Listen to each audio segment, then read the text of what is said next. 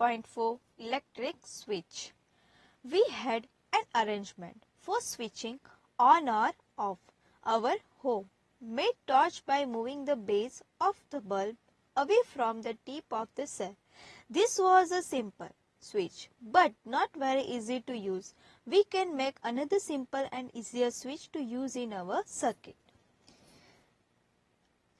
घर में तैयार की गई टॉर्च को ऑन और ऑफ करने में विद्युत बल्ब को विद्युत सेल की टिप से टच करते या हटाते हैं। यह एक सिंपल स्विच था बट इजी नहीं था। हम अपने यूज के लिए एक सिंपल सा और इजी स्विच बना सकते हैं। Activity number 4, you can make a switch using 2 drawing pins, a safety pin और a paper clip, 2 wires and small sheet of thermocol or wooden board. Insert a drawing pin into the ring at one end, the safety pin, and fix on the thermocol sheet as shown figure number 12.8. Make sure that the safety pin can be rotated freely. Now fix the other drawing pin on the thermocol sheet in a way that the free end of the safety pin can touch it. The safety pin fixed in this way would be your switch in this activity. आप एक simple switch को ready करने के लिए इस figure 12.8 में बताया गया है ऐसे। 2 ड्राइंग पिन्स, सेफ्टी पिन और पेपर क्लिप और 2 वायर और स्मॉल शीट थर्मोकोल की या वुडन बॉल की ले। सेफ्टी पिन की रिंग में ड्राइंग पिन लगाकर उसे थर्मोकोल की शीट पे फिक्स कर दे। यह आप कंफर्म करें कि ये जो पिन है वो इजीली रोटेट हो सके। अब आप दूसरी ड्राइंग पिन को इसी तरह सेम वे में फिक्स करें कि उसका उस सेफ्टी पिन का फ्री एंड टच कर सके। इसी प्रकार जुड़ा हुआ ये सेफ्टी पिन आपकी इस एक्टिविटी में आपका स्विच होगा। Now make a circuit by connecting an electric cell and bulb with this switch as show figure number 12.9. Rotate the safety pin so that its free end touches the other drawing pin. What do you observe? Now move the safety pin away. Does the bulb continue to glow? अब आप इस 12.9 figure में देख सकते हैं इस तरह से इस सर्किट को इलेक्ट्रिक कनेक्ट कीजिए। ओके, और इस फिगर में दिखाया गया है ऐसे इस परिपथ को आप पूर्ण कीजिए। इस सेफ्टी पिन को आप ऐसे घुमाएं कि उसका फ्री एंड वो ड्राइंग पेपर दोनों की तरफ से और सामने वाले तरफ से वो इजीली टच कर सके। अब आपने ऑब्जर्व क्या किया? अब सेफ्टी पिन को ड्राइंग पेपर से हटा दीजिए। क्या अब भी बल्ब ग्लो कर रहा है? The safety pin covered the gap between the drawing pins when you made it touch 2 of them. In this position, the switch is said to be on figure 12.10. Since the material of the safety pin allow the current to pass through it, circuit was complete, hence the bulb glows.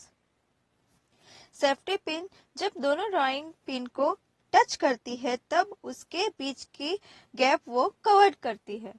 इस figure में बताया गया है ऐसे इस type को switch on position कहते हैं। सेफ्टी पिन का मटेरियल करंट को पास होने देता है, तब सर्किट यानी परिपथ कंप्लीट होता है और बल्ब ग्लो करती है। On the other hand, the bulb didn't glow when the safety pin was not in touch with the other drawing pin. The circuit was not completed as there was a gap between the 2 drawing pins. In this position, the switch is said to be off as figure 12.9. जब safety pin दूसरी drawing pin को touch नहीं करती तो bulb glow नहीं होता है।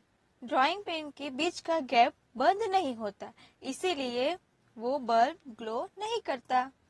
इस तरह को स्विच ऑफ कहते हैं।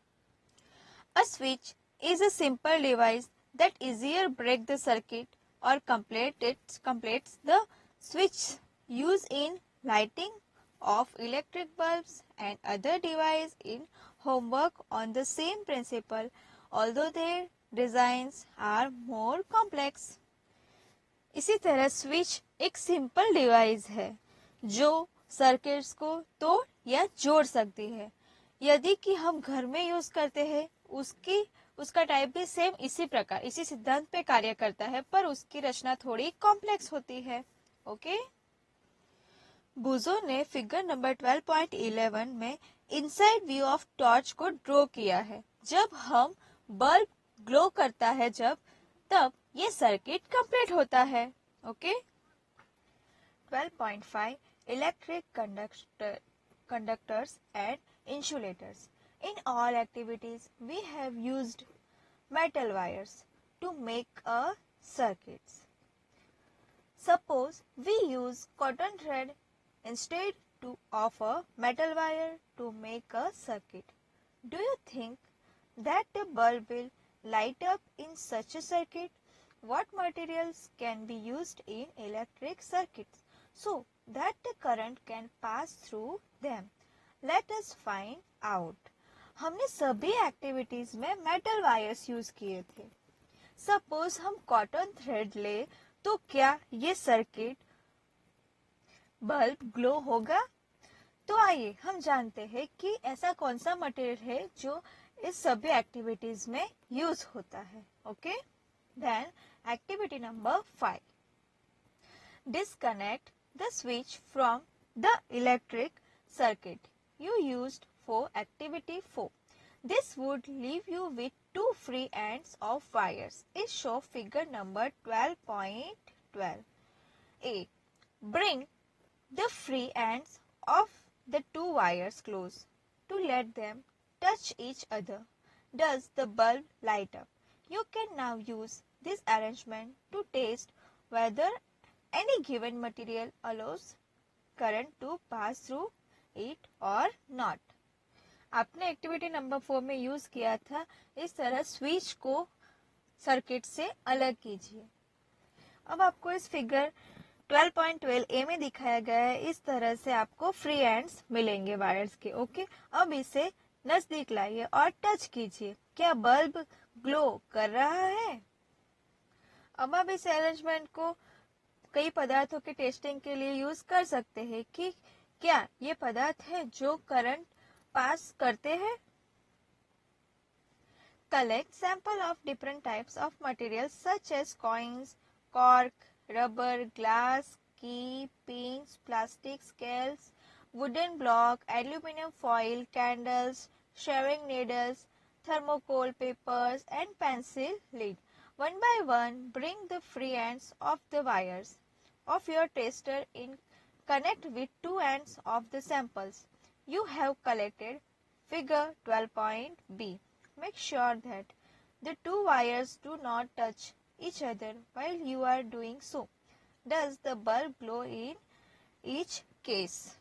अब आपको ऊपर बताया गया है ऐसे कई तरह से डिफरेंट टाइप के मटेरियल ले और बारी बारी इसे इस टेस्टर से कनेक्ट कीजिए जो एंड है उससे, पर ध्यान रखिए कि दो एंड से वो कनेक्ट न हो। ओके, अब आप नोटिस कीजिए कि क्या हर बार हर पदार्थ के कनेक्ट होने से ये बल्ब ग्लो होता है या नहीं। Okay, Make a table in your notebook similar to table 12.1 and record your observation. 12.1 Conductors and insulators of electricity.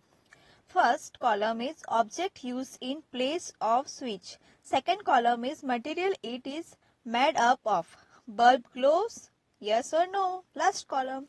Okay. Then first key. Material metal. Bulb glow करेगा? Yes of course. Then eraser, material है rubber और bulb glow नहीं करेगा, means no. Object है scale, material plastic का होता है और बल्ब ग्लो नहीं करता है। देन ऑब्जेक्ट है मैच स्टिक, देन उसका मटेरियल वुड होता है, बल्ब ग्लो नहीं करेगा।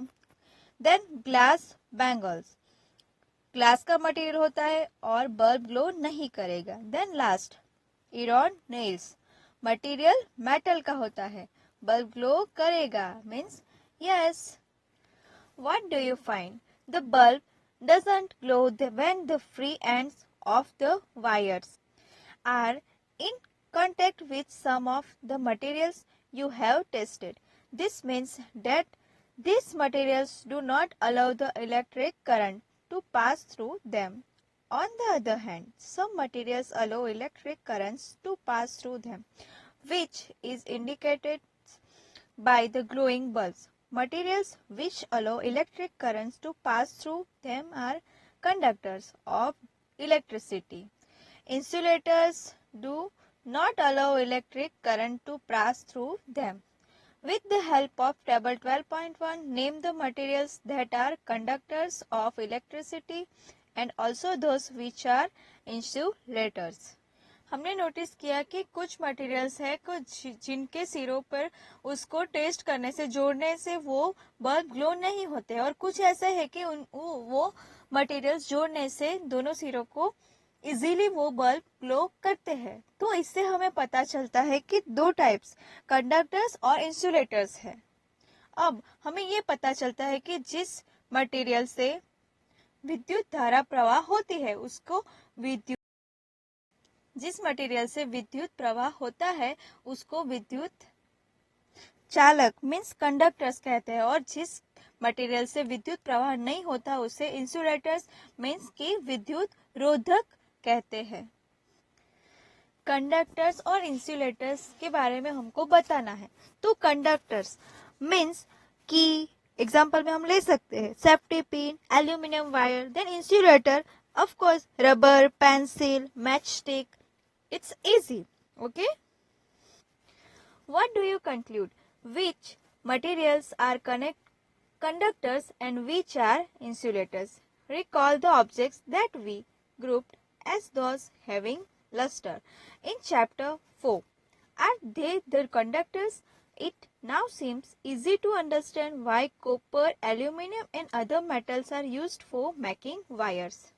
हमने ये चैप्टर नंबर 4 में पढ़ा था। अब हम इजीली अंडरस्टैंड कर सकते हैं कि कॉपर, एल्यूमिनियम और कई तरह से मेटल्स वो क्यों वायर्स में यूज होते हैं। Okay, let us recall activity number 4 in which we made an electric circuit with a switch 12.9 when the switch was in the open position where the two drawing pins not connected with each other through the thermocol sheets. But thermocol you may have found is an insulator. What about the edge between the gap? Since the bulb doesn't glow when there is only air in the gap between the drawing pins in your switch, it means that air is also in insulators.